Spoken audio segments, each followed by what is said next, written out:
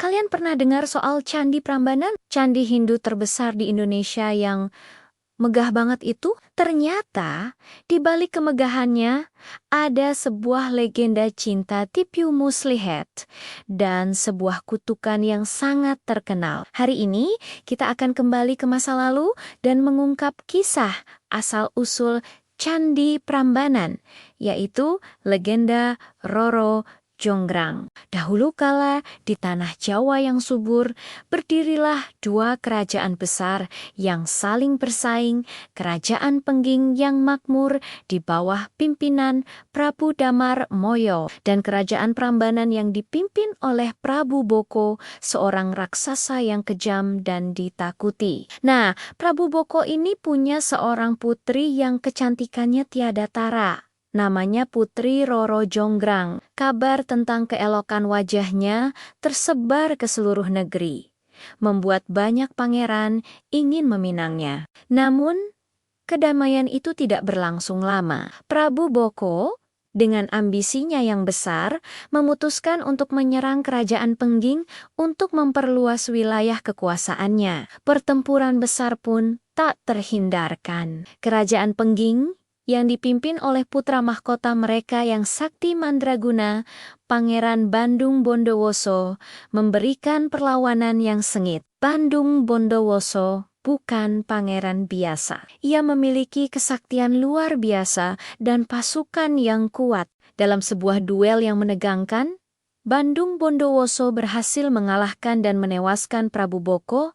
Dengan tewasnya sang raja, Kerajaan Prambanan pun jatuh ke tangan Kerajaan Pengging. Bandung Bondowoso dan pasukannya kemudian menduduki Istana Prambanan. Saat memasuki istana, matanya langsung terpaku pada satu sosok. Siapa lagi kalau bukan Putri Roro Jonggrang? Seketika itu juga, Bandung Bondowoso jatuh cinta pada pandangan pertama. Pesona sang putri begitu memabukkan hingga ia melupakan bahwa ia baru saja membunuh ayah dari wanita yang ada di hadapannya. Tanpa berpikir panjang, Bandung Bondowoso langsung melamar Roro Jonggrang untuk menjadi permaisurinya. Kalian bisa bayangkan perasaan Roro Jonggrang? Tentu saja hatinya dipenuhi kebencian dan dendam. Pria yang ada di hadapannya adalah pembunuh ayahnya, penghancur kerajaannya. Bagaimana mungkin ia mau menikah dengannya? Tapi di sisi lain, ia juga merasa takut menolak lamaran seorang pangeran sakti seperti Bandung Bondowoso bisa membahayakan nyawanya dan seusesesa rakyatnya. Di tengah kebimbangan itu, Roro Jonggrang menemukan sebuah ide cerdik, sebuah rencana untuk menolak lamaran itu secara halus, tanpa harus mengatakannya secara langsung. Ia pun berkata kepada Bandung Bondowoso, "Baiklah, pangeran, aku bersedia menjadi istrimu. Tapi ada satu syarat yang harus kau penuhi." Bandung Bondowoso, yang sudah dimabuk cinta, tentu langsung menyanggupi. "Katakan apa saja syaratmu, wahai putri, apapun akan aku lakukan untukmu." Dengan tatapan yang tajam, Roro Jonggrang mengajukan syaratnya yang mustahil. "Buatkan aku 1000 candi dalam waktu 1 malam. Candi-candi itu harus sudah selesai sebelum ayam jantan berkokok menandakan datangnya fajar." Mendengar syarat itu, Bandung Bondowoso sempat terdiam. 1000 candi dalam 1 malam. Itu adalah pekerjaan yang tidak mungkin dilakukan oleh manusia biasa. Namun, ia bukanlah manusia biasa. Dengan penuh keyakinan, ia tersenyum dan berkata, "Permintaanmu aku terima. Malam ini, aku akan membangun 1000 candi untukmu."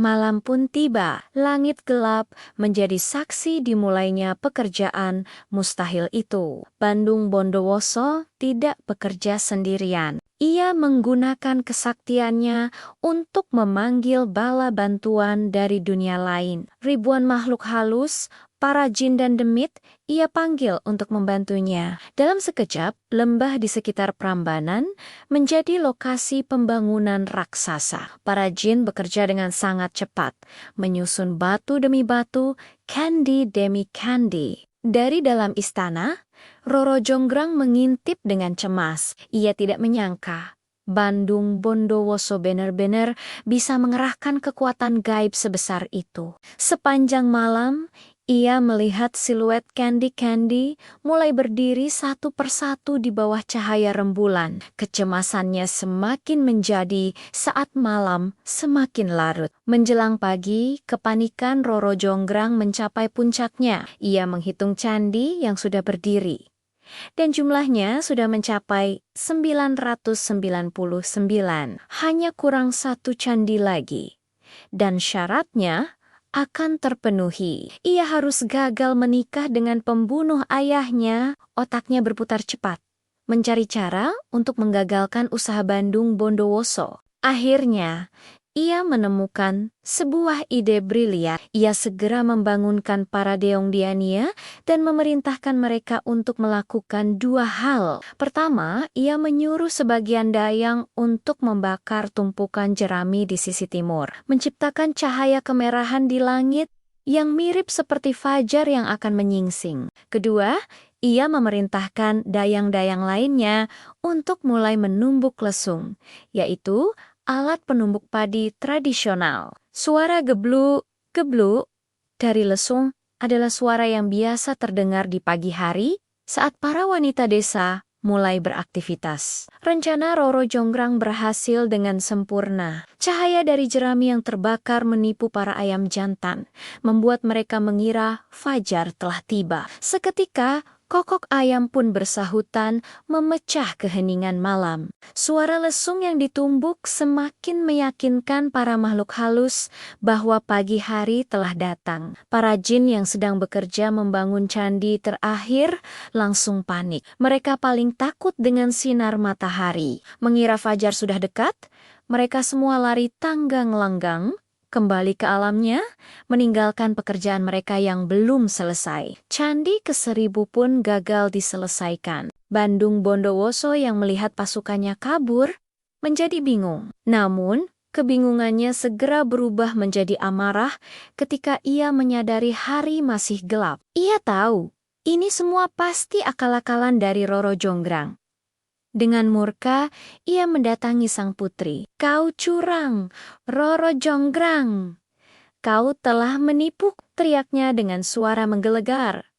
"Lihatlah, candi yang kubangun untukmu hanya kurang satu. Karena kelicikanmu, kau telah menggagalkan semuanya." Roro Jonggrang hanya bisa gemetar ketakutan. Kemarahan Bandung Bondowoso begitu mengerikan. Dengan sorot mata yang menyala-nyala karena amarah, sang pangeran mengangkat tangannya dan mengucapkan sebuah kutukan. "Kalau begitu, biarlah engkau sendiri yang akan melengkapi candi ini menjadi 1000. Seketika itu juga, tubuh Roro Jonggrang menjadi kaku dan perlahan berubah menjadi batu. Hingga hari ini, kompleks Candi Megah itu dikenal sebagai Candi Prambanan atau Candi Sewu, yang artinya Candi 1000, dan di dalam salah satu candi utamanya berdiri sebuah arca wanita cantik yang dipercaya oleh masyarakat sebagai perwujudan Putri Roro Jonggrang yang abadi dalam kutukannya. Kisah ini mengajarkan kita banyak hal, bahwa kecerdikan memang bisa mengalahkan kekuatan, tapi jika digunakan untuk tipu muslihat, akibatnya bisa sangat fatal. Selain itu, janji adalah utang yang harus ditepati, dan cinta yang dipaksakan hanya akan membawa malapetaka. Nah, itulah kisah di balik Candi Prambanan. Menarik sekali bukan? Cerita rakyat seperti ini adalah bagian dari kekayaan budaya kita yang luar biasa. Kalau kalian suka dengan cerita-cerita seperti ini, jangan lupa untuk like video ini, tinggalkan komentar di bawah tentang legenda apa lagi yang ingin kalian dengar, dan yang paling penting, subscribe channel ini ya. Terima kasih sudah menonton, sampai jumpa di video berikutnya.